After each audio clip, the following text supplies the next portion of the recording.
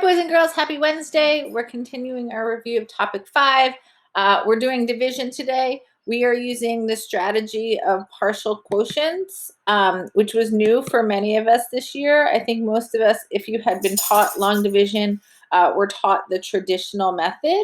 I know for years and years and years and years and years, I've taught the traditional, but this is sort of a new and fun way to look at doing division as well. So we're going to explore the partial quotients algorithm. We did this a lot over the year, so I hope many of you sort of remember this sort of comes back to you. So we're going to start with 48 divided by 4. I know it's a little blurry. This is the best I could do. So the great thing about the partial quotients is sort of you can use different numbers and you will still get the same answer, which is sort of fun. So I want to think how many times, and I started with one that we know the answer to just to model sort of the steps. We all know 48 divided by 4 is 12. So how many times can 4 go into 48? I usually like to start with 10 to get me started. So I'm going to put the 10 up here. And then 10 times 4 is 40. And then I subtract 48 minus 40 is 8. And then I need to think how many times can 4 go into 8? And I know because I know my fact families, 4 can go into 8 2 times. 2 times 4 is 8. 8 minus 8 is 0. I hope this is coming back to everybody. So then I have a 10 and the 2 up top. I taught my class to sort of box it up. And then you add those, right? And 10 plus 2 is 12. So 48 divided by 4 is 12. Let's try some more. Okay, so here I have 63 divided by 3, and I have it twice because we're going to use different sets of numbers just to, again, show you that sort of once you pick a number, like it could be a different number and it's okay. So 63 divided by 3, I like to always start with 10 when we're dividing by multiples of 10. If it's a larger number, I would maybe start with 100, but I'm going to start with 10 up top. So 10 times 3 is 30. 63 minus 30 is 33. So then I need to think 3 goes into 33 how many times? Oh my gosh, that's a multiple, right? I'm going to say 11. Sorry, I don't know why I clicked it. Text is there. 11 times 3 is 33.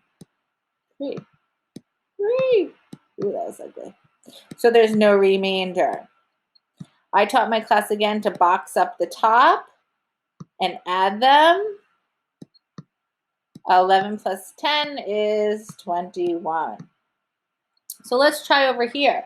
What if I'm a little fancy and I know that 3 times 20 is 60, right? And I put 20, oh boy, above. Got really excited about my 20. So 20 times 3 is 60. 63 minus 60 is 3. 3 goes into 3 one time. Box it up. 20 plus 1 is 21. So notice this was 2 different ways to solve the same problem. Here I started with 10 because I wasn't really sure. Here I was a little bit more sure. I knew 20 times 3 was 60, so I started with that. Let's do some more. Okay, so here we have 78 divided by 6. I'm not too sure. I know my 12s and my 11s, but I'm going to stick with 10. I'll try and be a little neater. All right, 10 times 6 is 60. 78 minus 60 gives me 18. I know 6 goes into 18 3 times. 3 times 6 is 18. Remember, I always finish the problem just to make sure there's no remainder because that can happen today. Okay, I box up my top. 10 plus 3 is 13. Ooh, that was not pretty. Okay, let's try this one. 3 into 57. No, I know 3 times 20 was 60. That's too big. So I'm going to go with 10. 10 times 3 is 30.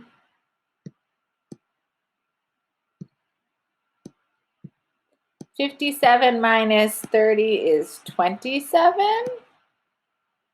And I know 3 times 9 is 27. So far, no remainders. So box up your top. 10 plus 9 is 19. Okay, let's see. Okie dokie. 78 divided by 2. I'm going to start with 10 because I'm just not sure. So I know 10 times 2 is 20. Oh, not pretty. Oh boy. The wheels are coming off. 7 minus 2. So I'm at 58. I might do another 10. I know 2 can go into 58 10 more times. I might try 20 because I know 20 times 2 is 40. So I'm going to try 20. A little fancy. 20 times 2 is 40. 58 minus 40 is 18. I know 2 goes into 18 9 times. 9 times 2 is 18. Again, still no remainders. So remember, if you do subtract here and you get something that's a remainder, I box these up, add them up. 20 plus 10 is 30, plus 9 is 39. Okie dokie. Let's try here. 88 divided by 3. Well, we learned earlier that 20 times 3 is 60.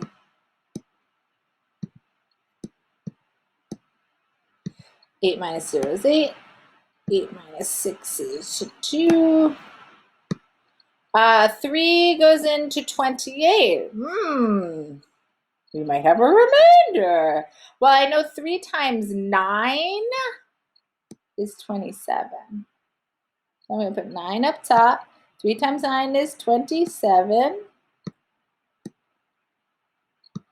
28 minus 27 is 1. Okay, leave that one there for a second. Let's box this up. 20 plus 9 is 29. But then I have 1 left over. So 29, remainder 1. That's my answer. Okay, that was our first remainder one. All right, let's do a little problem solving. Okay, a collection of 64 stickers is placed into 4 equal piles. So there are a lot of clue words there. I have a total of 64 equal piles. How many stickers are placed in each pile? Use the bar diagram. So remember, the bar diagram could represent addition, subtraction, multiplication, also division. So here it's representing the total is 64, and they're broken into 4 equal parts. So 64 divided by 4. And let's use partial quotients. Let's start with 10. 10 times 4 is 40.